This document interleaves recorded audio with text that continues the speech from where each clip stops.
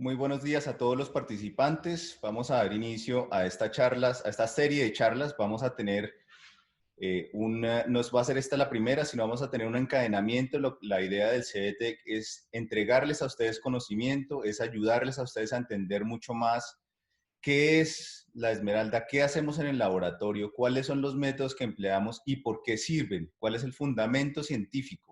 Obviamente no pretendemos sacar gemólogos, pero sí queremos que la gente entienda un poco más cómo es que desarrollamos el trabajo, cuáles son las técnicas involucradas y no solo eso, sino que la gente empiece a entender un poco más sobre la industria. No solo vamos a tener charlas técnicas, sino también vamos a buscar diseñadores, vamos a seguir con el tema de las entrevistas, entonces esperamos que a ustedes les sirva, queremos mejorar y los invitamos a ustedes a que nos escriban. Esta charla va a tener una dinámica, es que vamos a durar solamente media hora, 20 minutos de presentación, 10 minutos de preguntas, para dejar también tiempo a que la gente haga sus otras actividades. Los invitamos a que ustedes nos escriban y nos ayuden a mejorar esta serie de charlas. Cualquier comentario que quisieran ustedes saber nos puede ayudar muchísimo. Una vez dicho esto, quiero invitar y quiero darle la palabra a nuestro químico, a uno de nuestros químicos. Tenemos de hecho tres, a Leonardo Paipa, que va a hacer una presentación sobre uno de los instrumentos más relevantes a la hora de hacer análisis en el laboratorio, y es el Raman. Bienvenido, Leonardo. Él es químico de la Universidad Industrial de Santander, espectroscopista, nos está ayudando también en las investigaciones que estamos desarrollando para determinar el origen o la proveniencia de las esmeraldas, tratar de diferenciar de qué minas vienen las esmeraldas y muchas otras cosas. Es una persona muy dedicada a su trabajo y pues no quiero tomarle más tiempo. Bienvenido, Leonardo, sigue con tu presentación, voy a estar yo callado. De todas maneras, si tienen alguna pregunta, por favor, en la parte de abajo está el chat, o pueden escribir las preguntas y respuestas. Vamos a tratar de responder las preguntas que más podamos, y cuando no podamos, pues en la próxima charla trataremos de resolver las dudas. Muchísimas gracias, y Leonardo, sigue con la presentación. Muchas gracias, doctor Gabriel. Bueno, quiero empezar dándole la bienvenida a todos los participantes. Para nosotros es muy valioso contar con eh, tanta gente en este espacio, pues como bien lo dice el doctor, creado para compartir el conocimiento alrededor del estudio de las gemas y de los minerales relacionados con su explotación. Eh, para el día de hoy vamos a tener una presentación titulada Espectroscopía Raman, una herramienta poderosa en el estudio de los minerales. Mi nombre es Leonardo Paipa, yo soy químico egresado de la Universidad Industrial de Santander. Actualmente me desempeño como espectroscopista e investigador en el Centro de Desarrollo Tecnológico de la Esmeralda Colombiana. Quisiera empezar esta conversación hablando un poco acerca de la importancia de las herramientas en el desarrollo de la humanidad. Las herramientas han marcado etapas del desarrollo evolutivo del hombre. Es así que la primera edad conocida en la que se tiene evidencia de que el hombre empezó a razonar y a pensar se conoce como la edad de piedra. En esta época, los seres humanos empezaron a desarrollar herramientas que les permitían desarrollar de manera mucho más fácil actividades cotidianas como la caza. Otra edad bien marcada y que también refleja el desarrollo del hombre es conocida como la edad de bronce. En esta época, los seres humanos son capaces de empezar a generar aleaciones, mezclas de metales que les permitían obtener minerales con características de dureza y peso que les permitían obtener ventajas, por ejemplo, en las batallas. Los griegos, por ejemplo, usaron el bronce para desarrollar armaduras y desarrollar implementos de guerra que les permitieron obtener ventajas sobre otros ejércitos y conquistar gran parte del este de Europa y lo que se conoce ahora como Asia Menor. Otra etapa bien marcada por el desarrollo de las herramientas es la edad de hierro. Aquí el ser humano empieza a desarrollar artefactos moldeando este metal que permitió el desarrollo de cultivos, por ejemplo. Vamos a dar un salto grandísimo, grandísimo hasta los primeros desarrollos de la óptica en el siglo XIII en Europa, donde se desarrollan las primeras lupas que permitían magnificar objetos pequeños. Este desarrollo contribuyó, por ejemplo, a crear objetos como el telescopio que le permitió a Giordano Bruno concluir, por ejemplo, que la Tierra que el Sol no giraba en torno a la Tierra, sino que la Tierra giraba en torno al Sol. Se desarrollaron microscopios que nos permitieron ver un universo que siempre estuvo rodeándonos, pero que se escondía de nuestros ojos. Posteriormente, en el siglo XVII y siglo XVIII, con los descubrimientos de Newton, se empieza a desarrollar un campo que se conoce como la espectroscopía, que actualmente se usa en cualquier desarrollo científico que nosotros queramos ver.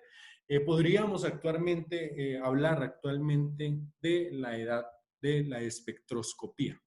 En esta presentación trataremos de resolver algunas preguntas como ¿qué es la espectroscopía Raman? ¿Qué es el efecto Raman? ¿Qué es un espectro Raman? Y elucidaremos algunas aplicaciones y alcances de la espectroscopía Raman en el estudio de los minerales. Pues bien, empecemos. ¿Qué es la espectroscopía Raman? Para definir la espectroscopía Raman tenemos que definir primero el término de espectroscopía. Y tendríamos que remontarnos a finales del siglo XVII, a principios del siglo XVII, y hablar de un científico muy bien conocido llamado Isaac Newton, quien observó que al hacer pasar un haz de luz blanca a través de un prisma, esta luz se descomponía produciendo distintos colores. Concluyó pues que la interacción de la energía con la materia permitía estudiar algunas propiedades de la materia en función de la observación de los cambios que sufría esta energía. Ya definimos qué es espectroscopía, pero ¿por qué esta es especial? ¿Por qué se llama Raman? Para esto hablaremos de algo conocido como el efecto Raman. La animación que vemos acá pretende mostrar una molécula. Si nosotros pudiéramos tener un microscopio lo suficientemente potente como para observar el objeto que tengamos a mano, podríamos ver que este objeto se encuentra compuesto por partículas, por unión de partículas conocidas como moléculas. En las moléculas son básicamente la unión de varios átomos. Las esferas que vemos en los bordes oscilando se pueden ver como átomos y estas rayitas que unen esos átomos se pueden ver como enlaces.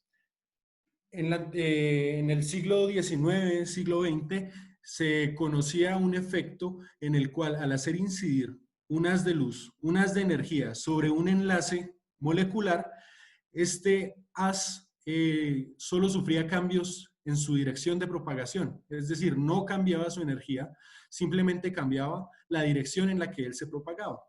Este efecto se conoce como efecto de dispersión de Rayleigh.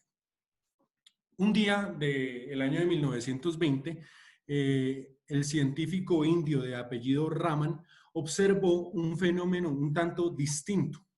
Él observó que al hacer incidir un haz de luz sobre un enlace molecular, podían presentarse cambios en la energía del haz incidente.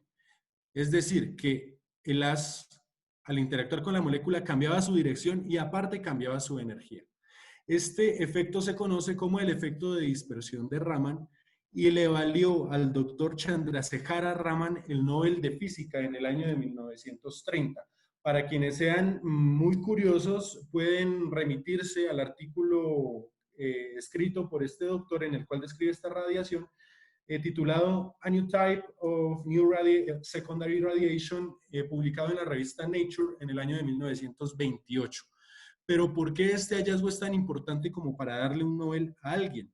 Para esto tendremos que imaginarnos los enlaces como cuerdas. La unión de dos átomos se da mediante un enlace y ese enlace puede verse como una cuerda que puede oscilar con distintas velocidades, en distintas frecuencias. Si oscila en una baja velocidad, podríamos dibujar esta energía de vibración como una línea en esta parte baja. A medida que esa cuerda aumentara su velocidad de vibración, podríamos ir dibujando líneas que representaran esa energía de vibración de ese enlace. Bueno, sucede que al hacer incidir un fotón, un haz de luz monocromática sobre esos enlaces pueden absorber ese fotón y de este modo adquirir energía, de modo que aumente su velocidad de vibración. Ya no va a vibrar lentamente, ahora va a vibrar con mucha más fuerza y con mucha más velocidad porque ahora tiene mayor energía. No obstante, los enlaces no son estables, vibrando a muy alta velocidad y manteniendo muy alta energía, por lo que ellos tienen que reducir nuevamente esa velocidad de vibración. Al reducir esa velocidad de vibración, ellos tienen que emitir energía. En el caso del efecto Raman, ellos emiten una energía distinta a la que ellos habían recibido inicialmente. ¿Por qué? Porque si nos damos cuenta, él inicialmente pasó de un estado de energía muy lento a uno muy rápido, muy alto, y cuando se relajó no volvió al estado inicial, volvió a un estado de mayor energía. Por lo tanto, emitió un haz de luz de menor energía a la que él había absorbido inicialmente. Esta radiación de menor energía se conoce como dispersión de Raman tipo Stokes. Ahora puede pasar lo contrario, que los enlaces se encuentren en un estado vibracional un poco más alto que el basal, absorban energía de un fotón, al absorber esa energía se exciten y ahora vuelvan a un estado de vibración mucho menor al que ellos tenían inicialmente y emitan un haz de luz o un fotón de mayor energía. Este efecto se conoce como la dispersión de Raman tipo Stokes.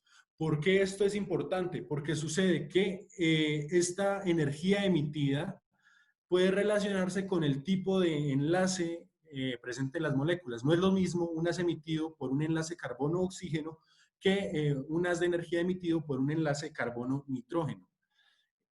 Este efecto de dispersión de Raman fue llevado al desarrollo de equipos de espectrómetros Raman. Lastimosamente, el doctor Chandrasekhara Raman murió sin ver un equipo que usara su efecto descubierto.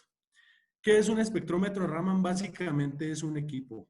Es un equipo que cuenta con una fuente de emisión que consiste en un láser que emite una longitud de onda específica, un color específico. Se diferencia, por ejemplo, la luz láser de los bombillos que tenemos en la casa, porque si nosotros pudiéramos poner una rendija sobre un bombillo, veríamos una dispersión de esa luz en distintos colores. Si pusiéramos una rendija sobre un haz de luz láser, veríamos que no hay cambio en el color, seguiríamos viendo un color, en este caso, rojo. En los equipos de espectroscopía Raman, se hace incidir ese láser sobre una muestra, esa muestra desprende energía de tipo de radiación Raman, esa radiación llega a un detector que no es más que un aparato electrónico que lo que hace es recibir esas señales e identificarlas, luego él envía esas señales recibidas a un computador y el computador tiene eh, la función de traducir esas señales a algo que nosotros, los químicos, los gemólogos, los geólogos o las personas que estén involucradas en el estudio de los minerales podamos interpretar. Y esa traducción él la hace en forma de un espectro. Vamos a ver qué es un espectro. Yo creo que todos en algún momento de nuestra vida, ya sea en una película o en la vida cotidiana, hemos visto un electrocardiograma. Un electrocardiograma es un gráfico en el cual se traducen las señales emitidas por el corazón al latir, los ecos emitidos por el corazón al latir, en un gráfico. Eso mismo puede indicarnos un espectro Raman, pero en este caso no vamos a ver los latidos del corazón, sino los latidos de las moléculas presentes en los minerales.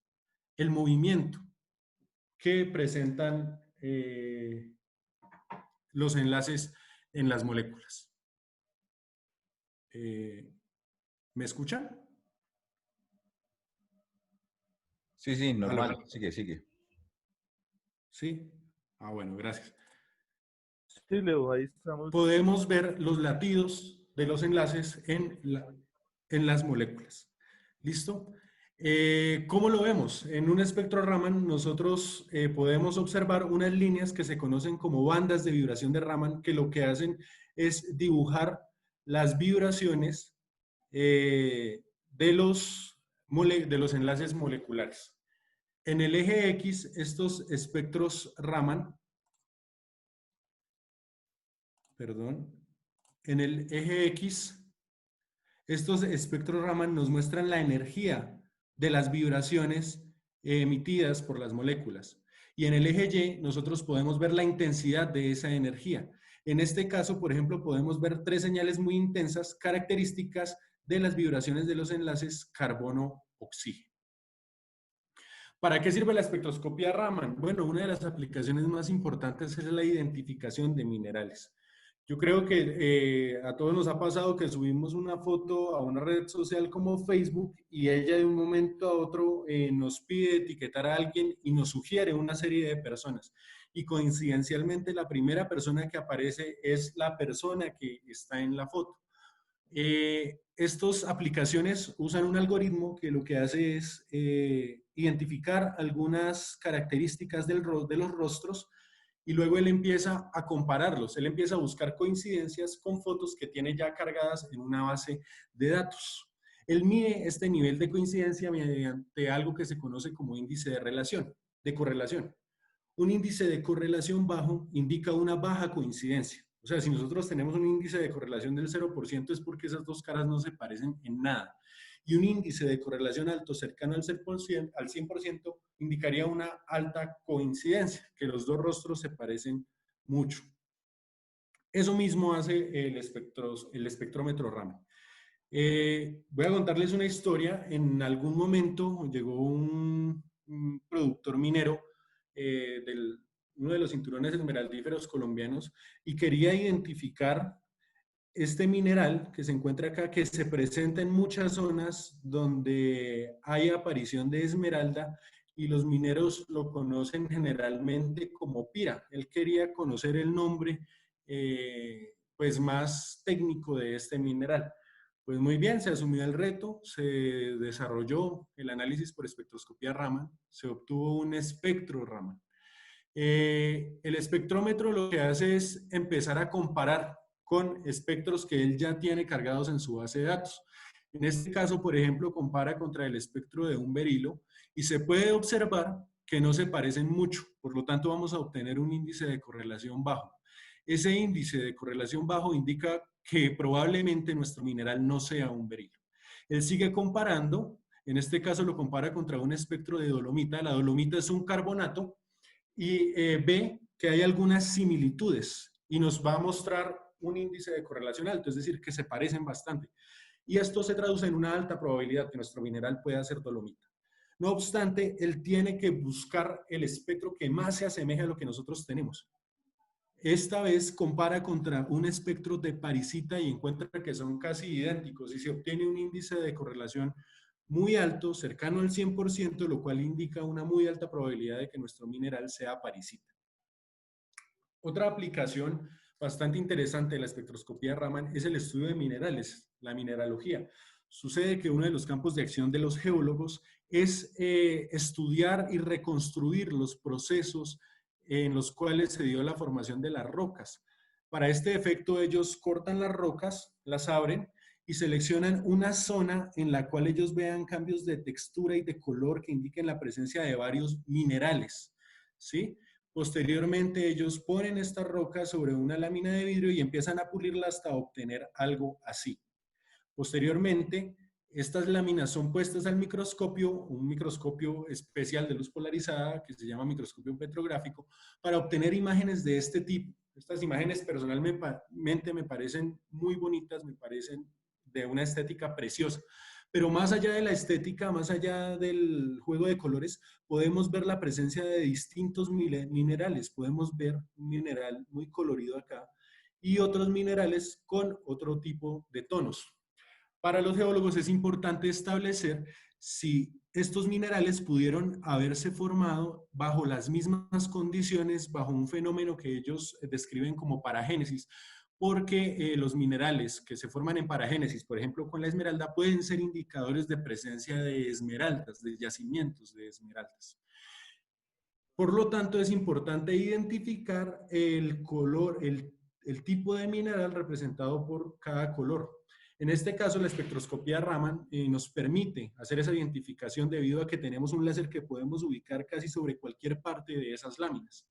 Mediante espectroscopía Raman, por ejemplo, podríamos identificar que esta sección coloreada corresponde a parisita y que esta sección de color blanco corresponde a un mineral de cuarzo que pueden ser indicadores de los procesos de mineralización, en este caso, por ejemplo, de esmeraldas. Esta aplicación puede ser llevada a un nivel de complejidad muy alto, incluso y crear mapas de color, de modo que sea posible relacionar un color con la presencia de un mineral. Otra aplicación muy importante es el estudio de las inclusiones fluidas. En un video anterior hecho por el compañero gemólogo Holman Alvarado, en YouTube se explica muy bien lo de parte de las inclusiones fluidas. Yo lo voy a hacer de una manera rápida. Sucede que cuando se da la mineralización de las esmeraldas, quedan atrapados fases líquidas, fases gaseosas y fases sólidas de otros elementos que se encuentran en la zona de mineralización. Estas fases contienen información muy importante sobre cómo las condiciones bajo las cuales se dio ese proceso de mineralización. Por ejemplo, nosotros con espectroscopía Raman podríamos estudiar la fase gaseosa y determinar, por ejemplo, las condiciones de presión en las cuales quedó ocluida esa fase gaseosa. Podemos imaginar dos yacimientos, un yacimiento A y un yacimiento B. En el yacimiento A podríamos ver que la esmeralda se mineraliza a mayores condiciones de presión porque encima de ella hay una mayor cantidad de roca. En el yacimiento B, la mineralización se da más cerca a la superficie, por lo tanto se podría ver que el gas retenido aquí se presenta retenido con menor presión. Nosotros podemos ver mediante la espectroscopía Raman dos señales conocidas como el doblete de Fermi, que son características del dióxido de carbono que se puede encontrar retenido en estas inclusiones. La distancia entre estas señales y la longitud de onda a la cual puedan aparecer estas señales son indicativos de la presión a la cual se encuentra ocluido ese dióxido de carbono en la inclusión, en la esmeralda, ¿sí? En el CDTEC se desarrolló un trabajo analizando estos corrimientos, la distancia entre esos dos picos, y se pudo observar que si en el cinturón esmeraldífero oriental se presentaba una menor distancia entre esos dos picos, lo cual indicaba que la mineralización se había dado bajo condiciones de presión más bajas, contrario a lo observado al cinturón esmeraldífero occidental. Por lo tanto, se puede establecer algo así como una huella geoquímica, es decir, algo que nos indique la proveniencia de esas esmeraldas, y esto es un factor que le imprime un gran valor a una gema que se intente comercializar. El origen de la gema incide mucho en el valor de esta. También podríamos, por ejemplo, querer ver la fase sólida incluida en la esmeralda, obtener un espectro y concluir, por ejemplo, que dentro de las esmeraldas se presentan inclusiones de parisita. Esto es muy importante porque para un geólogo esta observación puede llevar a concluir que la parisita es un indicador de mineralización, de aparición de esmeraldas. ¿Qué podemos concluir de lo que hemos visto hasta ahora? Primero, que la espectroscopía Raman permite realizar una identificación tentativa y rápida de minerales en muy poco tiempo. Otra conclusión es que la espectroscopía Raman es una herramienta muy útil en el estudio de formación de los minerales, y finalmente podríamos concluir que mediante el uso de espectroscopía Raman podrían establecerse parámetros determinantes de una firma geoquímica. Todo esto lo podemos resumir en que la espectroscopía Raman es una herramienta poderosa en el estudio de los minerales. Muchas gracias. Para una próxima ocasión hablaremos acerca del estudio de fotoluminiscencia en espectroscopía Raman. Muchas gracias.